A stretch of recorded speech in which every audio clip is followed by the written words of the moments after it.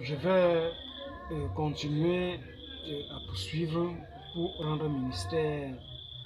et à travers un titre ou pour manifester un sermon ayant pour titre l'avocat suprême. Et l'avocat suprême avec Christ ou avec Dieu pour des choses de Dieu.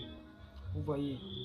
je ne suis pas le Messie, je ne suis pas Jésus, je ne suis pas Dieu. Tout comme certains des tendances d'amalgame des hommes étant possédés du démon prennent la peine de chanter de gauche à droite au sujet du prophète Branham, il est Dieu et ainsi de suite. Quelle saleté, quelle injustice, quelle œuvre malsaine ces égarés font chaque fois pour égarer des enfants de Dieu. Vous voyez, je ne suis qu'un homme de Dieu et Branham lui-même ne fut qu'un simple homme de Dieu. Il n'y a que Jésus seul qui est le Maître suprême, qui est l'homme de Dieu suprême et qui est le Dieu suprême, le Dieu tout-puissant. D'après ce que la Bible confirme et d'après ces réactions sur terre qui reviennent toujours aux confirmations bibliques de qui est Jésus ou encore manifester qui est la personne de Jésus-Christ. Vous voyez. Donc, je rends ministère pour exprimer, pour manifester la façon dont Dieu a choisi de m'utiliser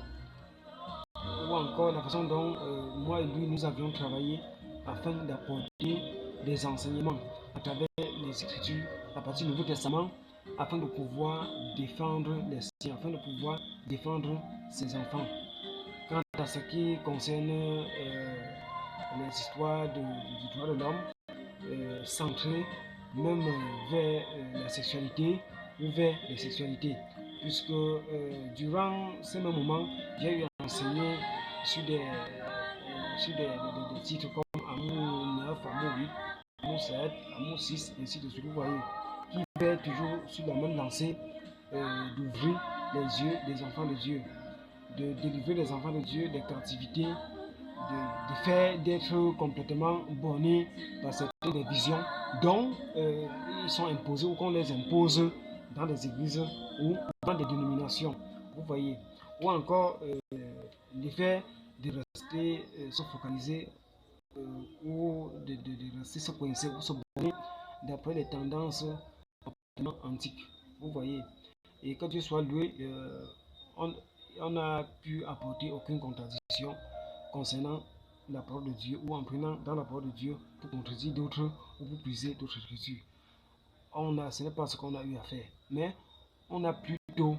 pris des passages. C'est pour cette raison que ce titre est intitulé Avocat. On a plutôt pris des passages à partir du Nouveau Testament afin de les situer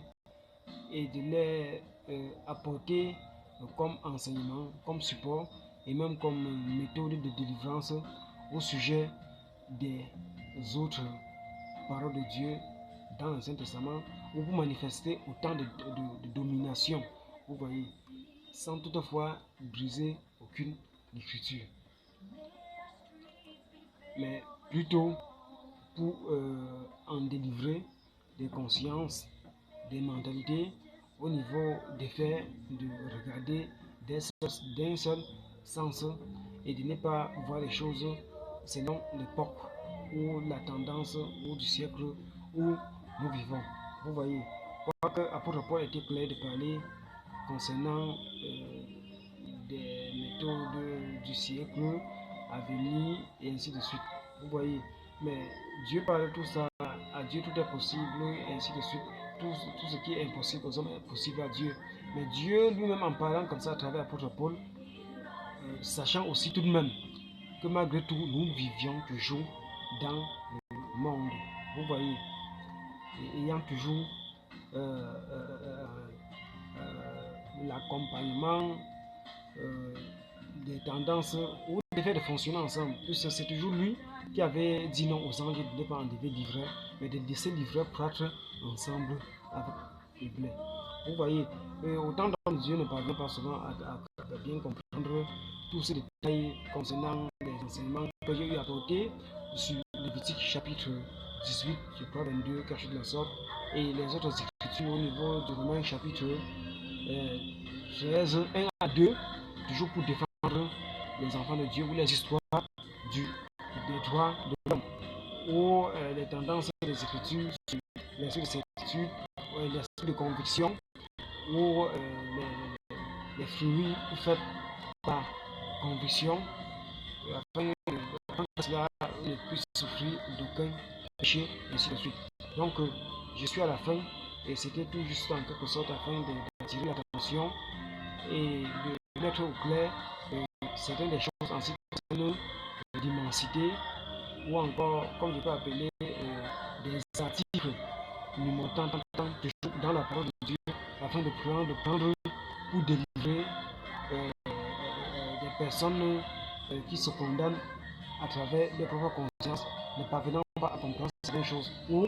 de faire des versets se focaliser ou de cibler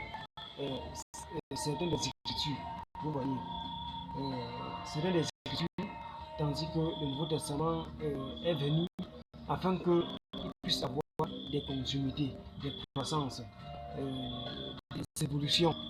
quant à ce qui concerne la foi, le comportement, la sagesse et l'intelligence et autres formes de ce genre,